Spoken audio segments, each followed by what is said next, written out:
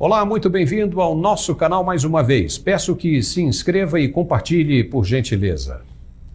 A informação é a palavra mais forte que existe. Aquele que a tem não conhece o fracasso ou a humilhação. Os poderes constituintes hoje no Brasil estão descobrindo isso, que o povo já sabe o que fazer quando expressa sua vontade real nas ruas pedindo por uma intervenção federal.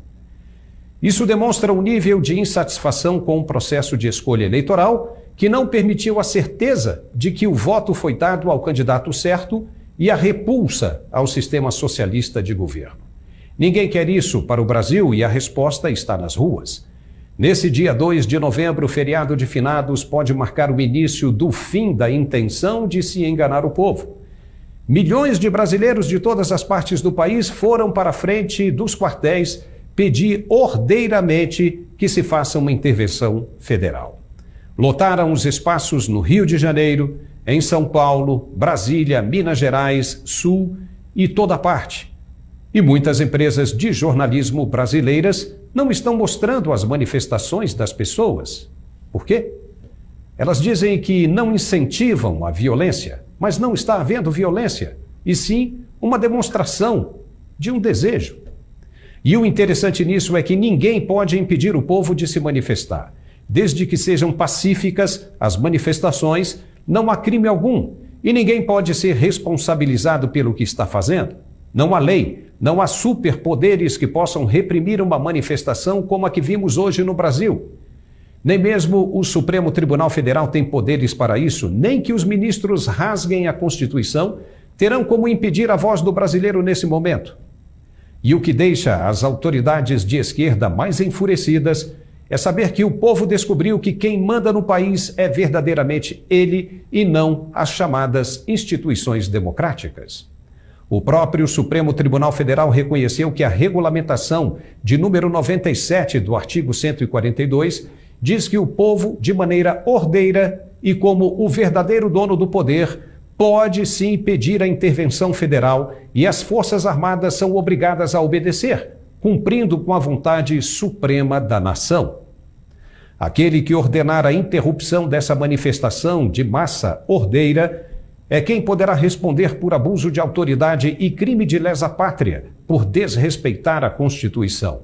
Mas, na análise da lei, para que o povo consiga o que busca, é necessário a resiliência, a permanência dos atos sempre ordeiros para que as imagens corram o mundo e as Forças Armadas não tenham mais como resistir. A insistência do povo tem sido a chave e a lição de geração para geração. Veja o que aconteceu na Primavera Árabe. A série de manifestações começou na Tunísia em 2010 com a morte de um vendedor de frutas que não aguentava mais o regime de opressão em que vivia.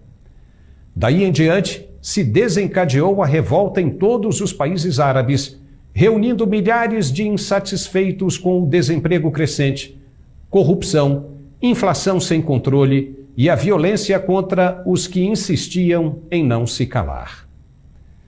A sequência de manifestações durou 18 dias, com vigílias noturnas e diurnas pelo fim do regime opressor, e o resultado foi a queda das autoridades, como os presidentes do Iêmen, Ali Abdullah Saleh e Hosni Mubarak, do Egito, entre outros. E tem mais. Eu gosto sempre de citar aqui as passagens bíblicas, por achar que estamos todos ligados por uma força espiritual superior que nos ajuda a atravessar as turbulências no caminho do crescimento. Em Josué 6, versículos de 1 a 27, o Senhor prometeu a Josué que ele seria o substituto de Moisés e o orientou a todo momento. Todos os homens do povo deveriam rodear a cidade de Jericó, cercando-a por 6 dias seguidos, com 7 sacerdotes levando 7 buzinas de chifres de carneiros adiante da Arca da Aliança, e no 7º dia que estivessem rodeado a cidade, esses sacerdotes deveriam tocar as buzinas fazendo muito barulho.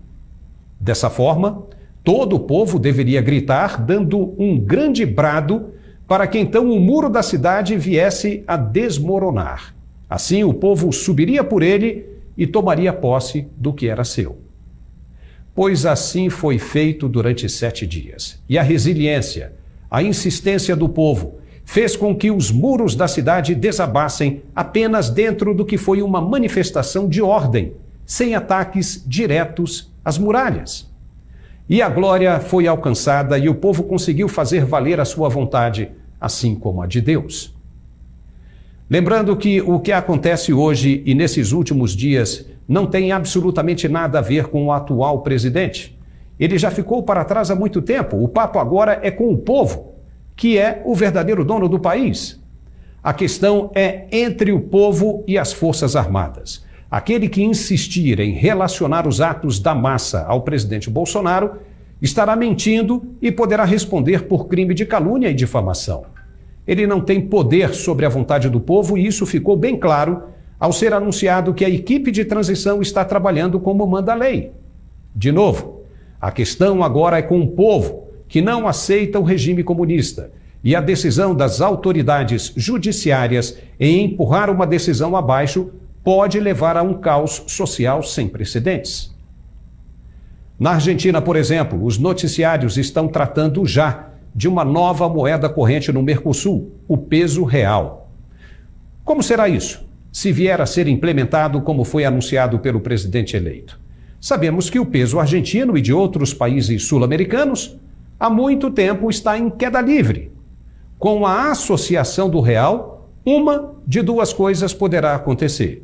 Ou o real ajuda o peso a sair da crise, puxando-o para cima, ou o peso se enrosca no real como uma âncora e o puxa para baixo, arruinando definitivamente a economia brasileira que tanto demorou para se estabilizar. Na sua opinião, o que poderá acontecer? Mas voltando à resiliência do povo, veio um recado de quem tem muito conhecimento sobre o assunto em questão.